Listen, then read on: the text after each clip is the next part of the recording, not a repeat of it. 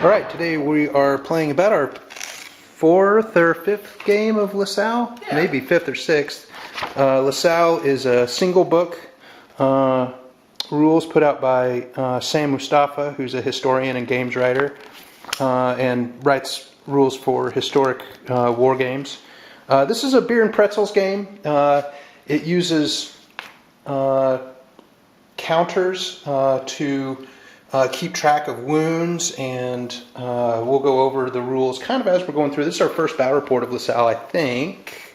Yes, it is. And we're doing a fairly simple scenario called the Battle of Norkirk. We're doing a fairly large battle with 300 per side. It's balanced. We have the blue deploying here, red deploying here, and then a hill in the middle in the village of Norkirk. The description is... This is a small but vicious action far from the main armies. Although this town has minimal strategic values, both commanders have been ordered to occupy it, and both are staking their reputations on doing so. So currently, right now it's the two minor powers. I play Saxons, 300 points of Saxons, and my colleague plays Bavarians, 300 points of Bavarians. We're within 4 points of each other. And the rules, the objectives, victory, it only lasts for 8 turns. Because we use a little smaller miniatures and a little larger table, we might stretch that. But there's only one victory point in the game, and that's controlling the village of Nordkirk, which at 1813, the Bavarians, the blue team, are in control of at present.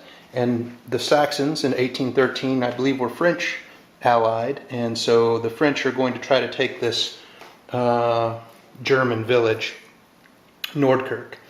And then there's sudden death victory once we lose a third or more of our battalion or brigades. Each of us have 4 brigades. We lose the game immediately. We'll go over the first turn as we go through it, and then we'll have a summary. We haven't ever talked about Lasalle on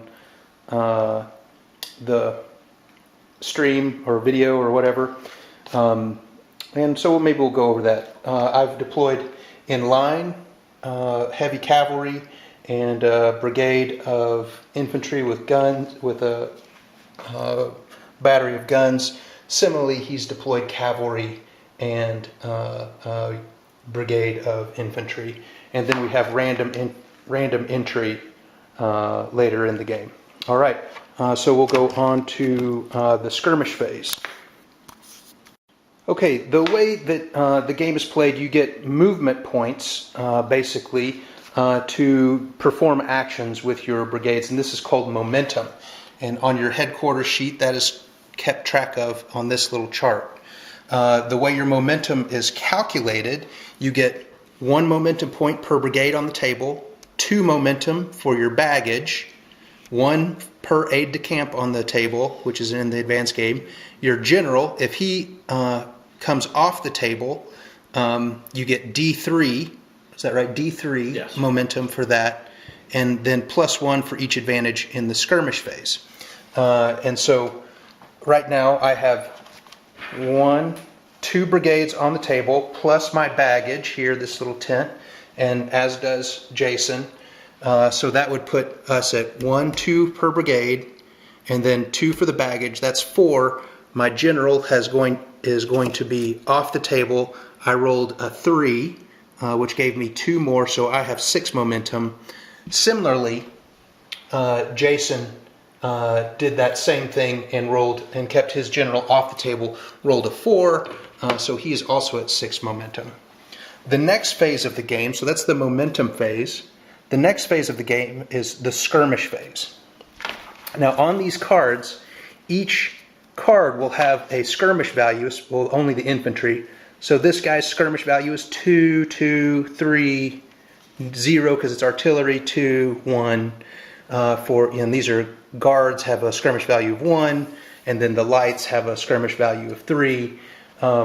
Now what we would do is we would add up all these numbers for all the brigades on the table, and then roll a d6 for each of those numbers. For every 6 we get, that's our skirmish value, and that's how we decide on who's going first. But only units in mass or line will add to that skirmish. So both of us have no skirmishers out right now because he's all in march as well. And so we'll just rolled off for the first turn, which is a little unusual. So later that skirmish phase will come in to play a little bit more. Oh, also, if you win the skirmish phase, you also get more momentum. And so you'll see how this works. Terrain's kind of unusual here, but I'll go ahead and go. We rolled off and went first. Next would be the intervention phase. If the general was still on the table, he could do an emergency intervention. And now the orders phase. And I'll go through my orders off camera. And those include rally, movement, change formation, bombard, and volley.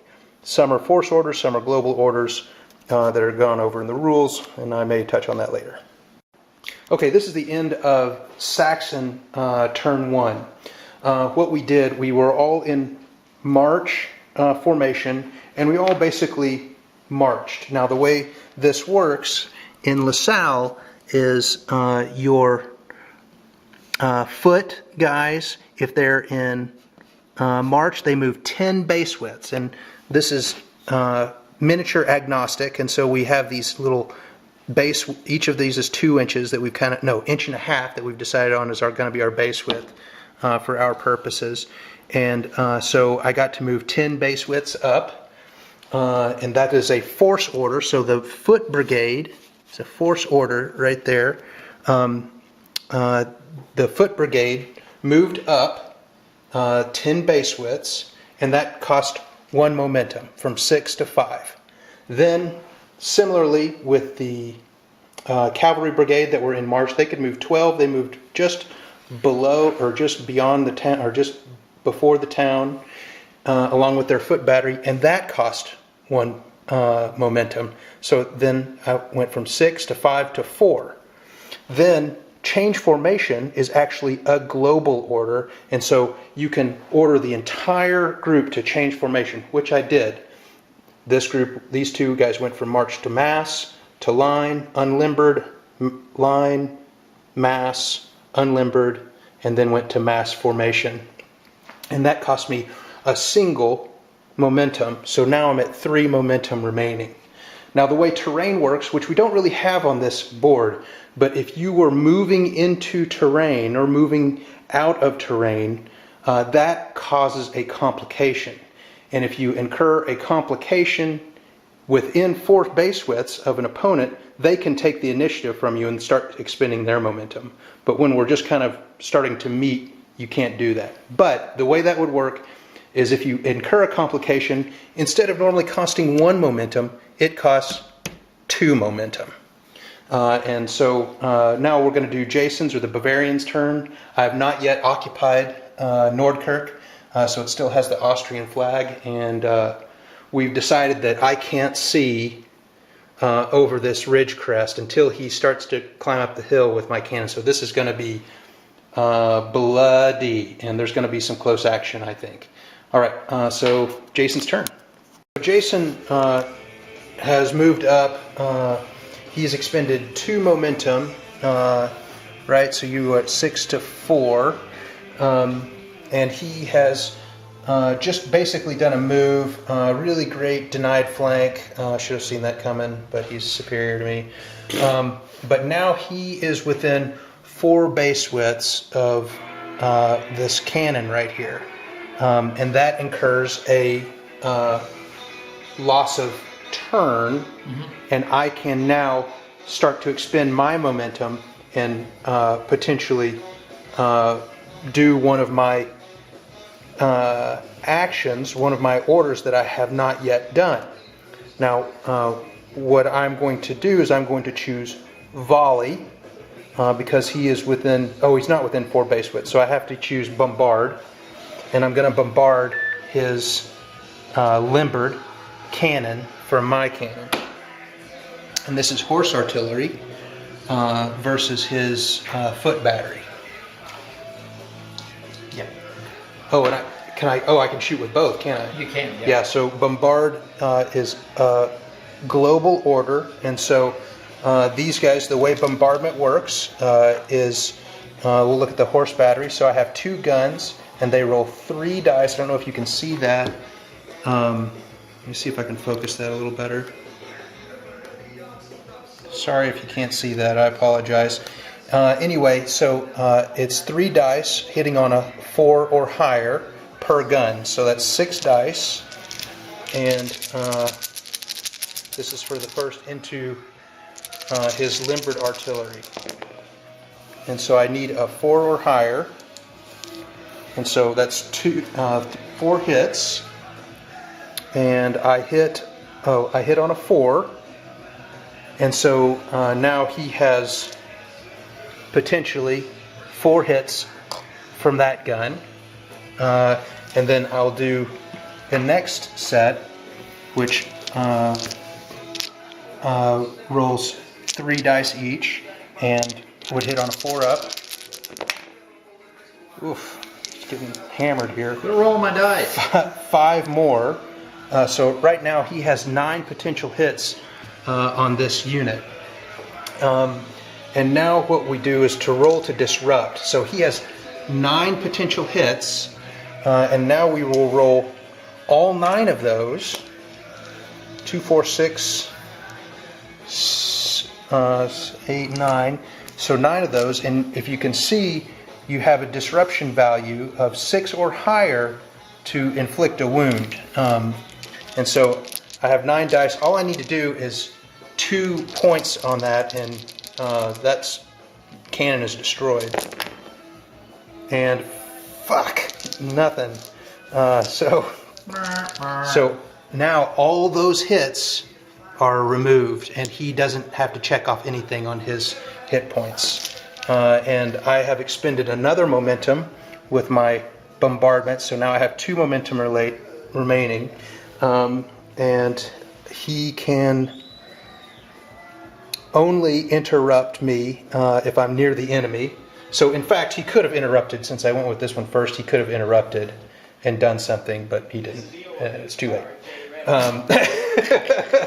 So we're still on turn 1, but now I have conceded momentum, or I can still go, or Jason can start to spend more momentum. I'll be spending more. Okay, so we'll come back to Jason. All right, so Jason has changed formation and is bombarding this unit. He rolled 6d6, needing 4s, and hit 6 times. Now, because this is a battalion here and this is a battalion, it actually bounces into this battalion as well. Instead of hitting on 4s on the bounce, he would be able to roll 6d6 again, and on 6s, that would incur a hit right now. And so right now, he is rolling to disrupt. Now for this infantry unit, he only needs to roll 3s or higher to disrupt. So he gets another 6d6 to disrupt, and we'll see what we got here. So 1, 2, 3, 4 disruption points. So I am now shaken because I'm down into the yellow. Now I'll be able to rally those off potentially, but this unit is treated as shaken because of that. I'll be able to rally those off when it's my turn. Oh, I guess I could rally now. So I'll just. No, I got one more bombard. Oh, I guess you didn't get to interrupt. It's a different battalion or a different brigade. Well, I can't interrupt because you're not within 4 base widths, right? So you can go ahead and go again. So he's going to roll again for this group of guns going into here. And I'll hit right here. And then potentially bounce. Okay. So I need 4s? 4 ups to hit. Okay, here we go. So got 3 there. 3 of them hit. And now he'll roll on the bounce to hit this guy. Baby's got bounce. No, not 3. Nothing. So now he'll roll to disrupt this, and he needs to roll a 5 or higher because this is heavy cavalry. This is the Saxon cavalry. Nothing. Yeah, nothing. So that goes away. All right. So now he concedes. Now he spent his momentum, right? I did, yes. You already spent. And so I'm going to spend another momentum taking me down to 1, and I'm going to rally, which is a force order, and I'm going to rally this force. And so now I roll 1, 2, 3, 4 dice. Now this is just a regular infantry, there's no modifiers or anything. And to rally, I would roll, since I'm not near the enemy, I would roll 3 ups. So 3 ups, I get to erase those guys. Okay, so I get to erase 2 of them, and then 2 are now permanent. So the way you do that, I'll erase this guy, and then these guys become X's, and I'll take a picture of that and show you later.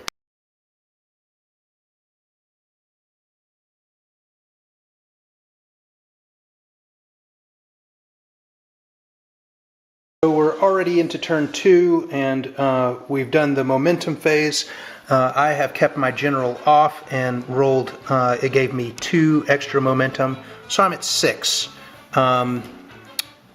Jason kept his general off as well and gave him 3 extra momentum, so I'm sitting at 6 momentum, he's sitting at 7. We rolled for reinforcements to come on a 5 or 6, they would come on. Neither of us had our reinforcements come on. Then we move on to skirmish phase, and you calculate, like I said, these guys are in mass, line, mass. These guys don't count, those guys don't count. And that gives me a total of 1, 2, 3, 4, 5, 6, 7, 8, 9, 10. 3, 4, 5, 6, 7, 8, 9, 10. I rolled 1 extra. So 10 dice, and then Jason has, since these guys are in march, those guys are in square, they don't count. These guys are in mass, so they give 2 or 3. These guys are in line. This is a light brigade, or light battalion, and so it gives 3. So he had a total of 5 dice. He rolled 2 6s, and out of his 5 dice, I rolled 2 6s out of my dice. So neither one of us get a momentum bonus because neither one of us beat each other, and now we will just roll off to see who goes first. If he would have had more 6s, he would go first. If I would have had more 6s, I would go first. So I rolled a 5. What'd you get? 4. Okay, so I'm going first again, and moving on to turn 2. This is a quick game, and it's a big game, which is really cool. That's why we love Lasalle. Huzzah. So end of turn 2, saw the Saxons try to kind of gain some cover from this horse artillery over here, and the Saxons ended up redeploying in charge range of these guns. The Bavarians squared up wisely here, ended up prolonging some artillery. I should have bombarded before I moved, but I didn't, so I kind of occluded my artillery line of sight. But with that not bombarding, I was able to prolong again and then shoot into here and did no damage because his cavalry are light cavalry are surprisingly tough. And he had already shot, bombarded, so these guys got to get close pretty much for free. The unit in square and the unit in mass shot through the town into my unit in mass. Did 1 disruption, but I rallied it off. And so now we're going into turn 3. All 3 of his brigades are able to come in. Both of my brigades are coming in. Now we'll move on to skirmish phase. Okay, so in the skirmish phase, he was able to roll 2 from this unit in mass, none from the square, plus 2 more from this unit in mass, and plus 3 more from that unit. So he got to roll 7 dice and rolled 1 6. I got to roll, because I had mass, line, mass. Those guys all contributed skirmish values, 2, 4, 5, 6, 7, 8, 9, 10 total. I got to roll 10. I rolled 4 6s. Compared to his, I beat him by 2, so that gives me an extra momentum. over here. So I get now 8 momentum. I kept my general off, so I gained D3 more momentum. So I'm going into this, I'm going first, and I have more momentum than Jason. So that's kind of one of the way that skirmishing matters in this, but it's very abstracted. But we like it, or I like it because it's I like it. easy. Good stuff. It's easy. All right, here we go. Okay, I expended momentum, lots of momentum, to come in, change formation, and bombard his cavalry here. Did nothing. Nothing. Really brutal, really hard to win the cavalry. And then my cavalry here was very close, within 4 base widths, and they were eligible to charge his artillery that were right here. So the way that this works initially is if you're charging artillery, the artillery may have a chance to limber and withdraw. And so because he was unlimbered and not horse artillery, Jason only got to roll 1 dice. Because I'm cavalry, I get to roll 2 dice. Would I roll twice? I don't think so. I think it's 1 dice per. Okay, we'll see. Yeah, no, it is. It's 1 dice per. Huh? It's 1 dice per unit it's charging. So you have two units, so you have 2 dice. So, no. So cavalry get 2 dice to roll against your 1 dice. But if I had 2 units, I should have gotten 4 dice. Anyway, so what happened was defenders win ties. I rolled snake eyes. He rolled a 1. So he won and was able to retire. What we're trying to figure out now is if I get to roll 2 dice for each to see whether or not he retires. We'll come back to it.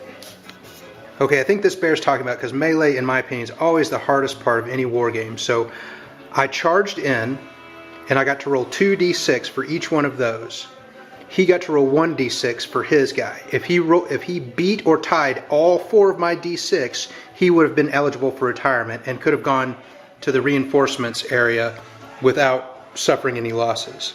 Now we're going to move on to melee, and I'll do this in detail.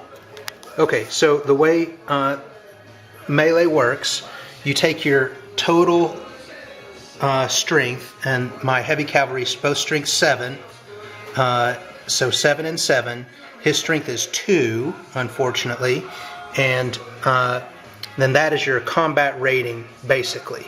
Then each of them roll a d6. You see that says 8. It's because each one of those will outnumber this single unit, so they get a bonus of 1. So his total combat score going in is 8 and 8, and his is 2.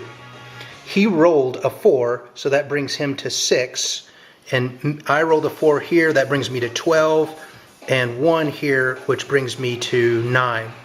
So the way this works is we resolve defending first, and if he is outscored by 3 or more by anything, which he is, he's broken. So this guy's going to get removed. Then we resolved attackers, and since they're no longer engaged with the enemy unit, we won't stagger, because we would stagger if there was still an enemy unit there. But because they're cavalry, they all get 1 check of disruption, because that's the way cavalry work. So now he'll remove that, and then I'll get disrupted, and then play momentum will pass off to the Bavarians. Okay, so that's the end of turn 3. We've got pretty much the Saxon line right here. We've got minimal fighting in the town between kind of 2 battalions. All of our brigades have come on, well, except for his heavy battery. So far only 1 casualty, 1 battalion casualty is battery of guns. I have to lose 7. I think he has to lose 7 as well before sudden death comes on. We're going into turn 3. I'm just going to be going over the turns from here on out. Next will be turn 4 summary. Okay, so Jason's superior generalship is showing. This is the end of turn 4. You can see he's kind of doing a hook and really coming up all sides of the mountain. I'm really trying to collapse my lines. I've got some guys that aren't in the fight. He's threatening my base camp over here with his cavalry, which isn't that big of a deal in game, except that it takes away 2 of my automatic momentum, and that would be bad. We were able to take the town finally for the victory point at the end of the game, but I think it's looking pretty grim. We've got, we're kind of getting rolled up is really what's happening here. We had a hanging flank over here that he's really taken advantage of and just really outmaneuvered me the whole game. We're moving on to it. I've lost 1 unit of infantry. He's lost a unit of infantry and a unit of artillery, but I think I'm in some deep trouble here. So here we're going into turn 5. Okay, well, my skirmish roll gave me first turn, and I was able to really kind of save myself a little bit. I've got a really badly battered group of heavy cavalry with only 2 points left. 1 more wound and they're dead. Let's see. Anyway, able to inflict some damage over on Jason. He ran out of momentum. Here. Yeah, that was pretty good. 6 out of 6 hits and then 4 stuck. I'm still pretty disrupted over here with these cav threatening my right flank. Kind of rejiggered in the Nordkirk village to try to maybe get a little bit more gaminess so I can't get seen. Moved up, not quite within volley range here. They're over the crest of the hill, so can't be seen, nor can, I guess they could charge next round. And these guys are actually in line, but just because this hill's so steep, they can't be seen. So he was able to really, it's looking bad. He was able to get this foot battery all the way over and really trying to close the door here. But all of a sudden I feel surrounded. So pretty effective pincer movement. Here we go into turn 5. Okay, Jason, you narrate this one. All right, so basically I got Grover on the ropes, reaping in the sweet tears. It's true, yet again. Yeah, it's fulfilling. It really is. So that's how he stays hydrated. He still owns the town. He shot the hell out of my cannon and took it down with musketry, which is pretty rare. That's not super rare. I've decided that musketry is pretty strong. He actually charged my heavy that was way over here, and I withdrew him off the field. So yeah, that was kind of frustrating. He did the same thing over here, charged my cannons here with his cavalry, and I was able to get him off the field. Yeah. I got to bring him on as reserves later, but I can't use them right now. So there's that. He chewed me up pretty good with fire here, but I rallied, got them back from being disrupted. We charged forward, took out this guy. Took out 2. Took out 2 guys. Took out 2, battalions up here. And then my cavalry over on this side, I moved within charge range, so I'm threatening him. Yeah. And I have my general over here in case something weird happened and I wasn't.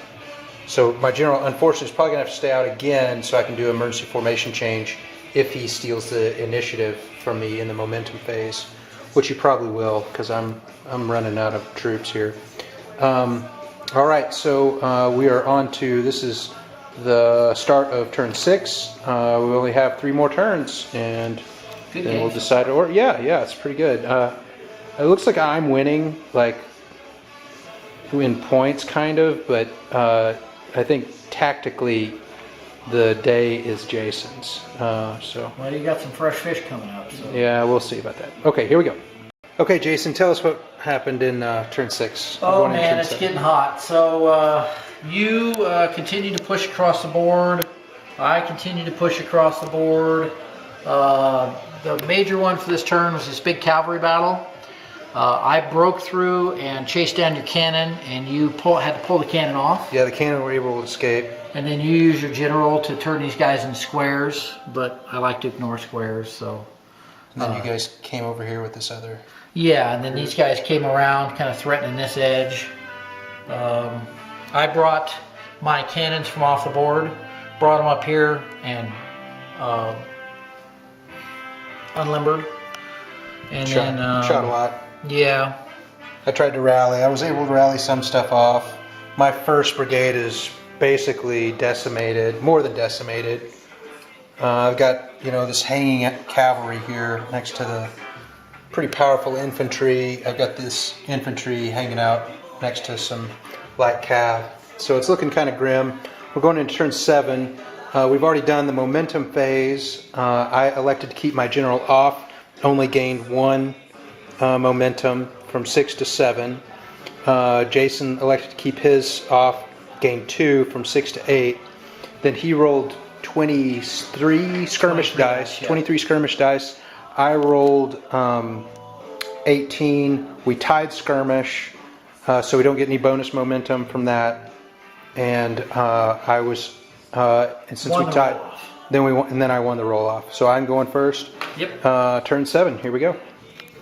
All right. So we're going in. This. I'm just going to recap quickly. 7. He was able to shoot off my heavy cavalry finally.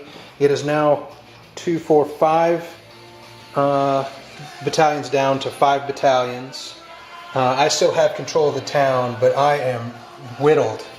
And he, as you can see, he is coming for me. So right now, I think I lead. Oh, also one of the cool things, he came over and captured my camp, and so I lose 2 momentum. And because I put these guys with a global formation change into March so they could come closer, for no good reason, they don't add to my skirmish dice, which was stupid, but that's okay. So we are turn 8. This is the last turn, and I think we're going to see some shit. All right, so sudden death victory. He was able, he bombarded, killed something, and then just relentless fusillade right here. Was able to get it down to 7 units destroyed. Even though I own the town, it is definitely a decisive victory for the Bavarians. Your tears are my wine. Let's do a quick recap before Caleb gets here. Sure. All right. Hey, thanks for tuning in to another Sacred Mountain Battle Report. I had a great game. Lasalle is basically our go-to Napoleonics war game. It's easy, it's cheap, it's well supported online. And it's taken us 2 years to settle on one that we both like. So yeah, this is it. Yeah, it was a compromise. We've gone through several arm wrestling matches, right? Which one we like the most, and it's just easy.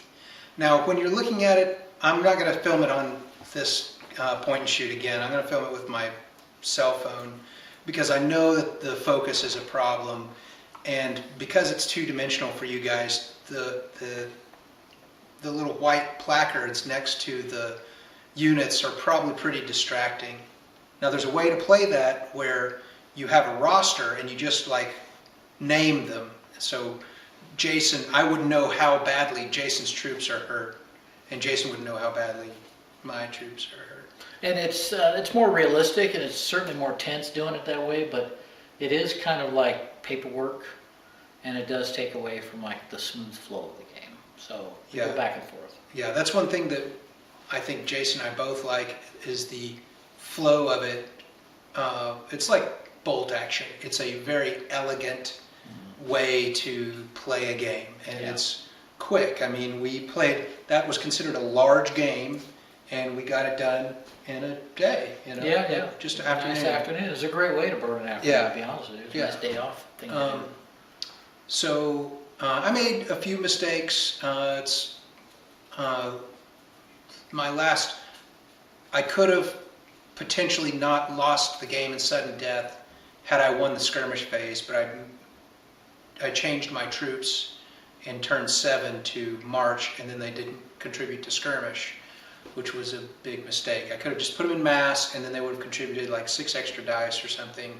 And I think the last game that we played, when we had 4 players, we did something similar on our side and lost the skirmish phase and we got hammered. So yeah, we played Quatre Bras with 4 players in the French, I think, which would normally have good skirmish value. they kept themselves in march and squares and didn't get to add any skirmish dice, and as a result, I didn't do it. My teammate, actually the commander in chief of the commander in chief, yeah. So I think we'll go over. I'll try to do a how to play. I did a how to play Longstreet, and nobody plays Longstreet, but I think there's more people that play LaSalle, and maybe I should try to do a how to play that. And I'll do a better. I'll use a better camera next time. MVP for your side? Oh man, I know who it is. My horses really held up. They held up a nice chunk of your cavalry.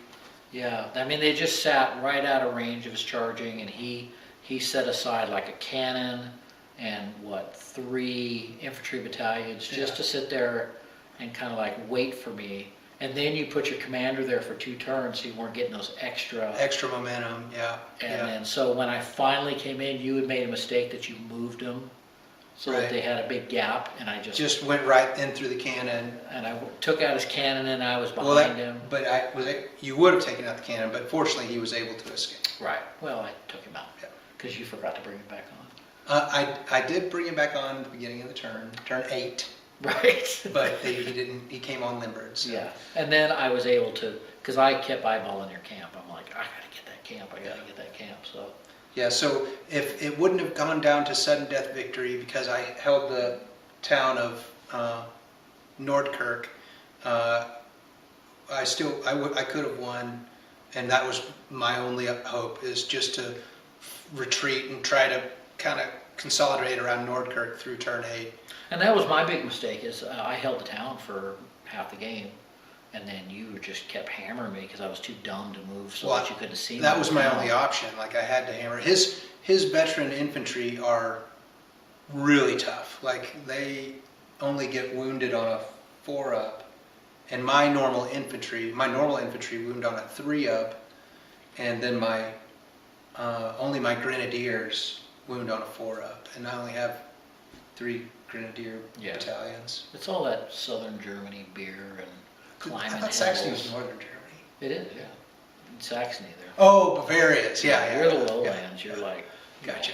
Yeah. All right. Well, hey, thanks for tuning in to another Sacred Mountain Battle Report. I'll try to put this together where it'll be short and I think June. Oh, June we're going to be doing a big multiplayer LaSalle. Maybe I'll film that. We'll see about that. And then Modocs, right? Yeah, we still got to do the Modocs. This time last year we were at the lava beds. Yeah, we were trying to film at the lava beds, but I'll try to get back there and film the lava beds. So we can do Modoc Indians. I don't like any of the rule sets I have for it. I agree with you. I don't. The men who would be king, it kind of sucks for that. Yeah. All right. Well, thanks for tuning in. Happy wargaming. Cheers.